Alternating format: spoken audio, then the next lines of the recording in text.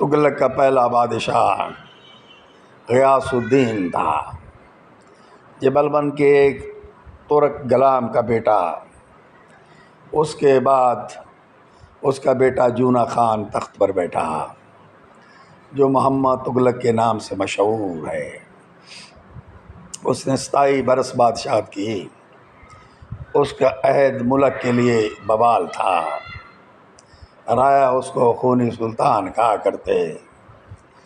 اس کے عہد میں جب مغلوں نے بڑی بھاری فوج کے ساتھ ہند پر حملہ کیا تو بجائے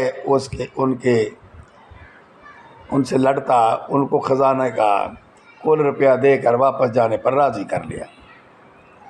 خزانہ خالی ہو گیا تو اس نے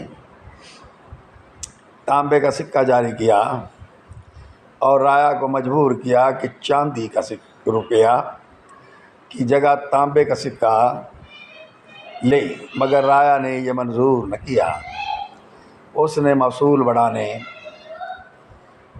شروع کیے اور بڑھاتے بڑھاتے پہلے سے 10 گنا کر دیے۔ جب رایا سے یہ موصول ادا نہ ہوا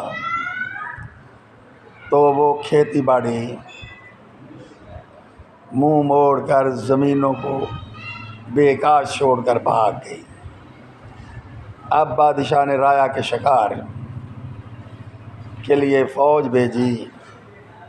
سپاہ نے جنگلوں میں رایا کو گھیر لیا اور اس طرح مار ڈالا۔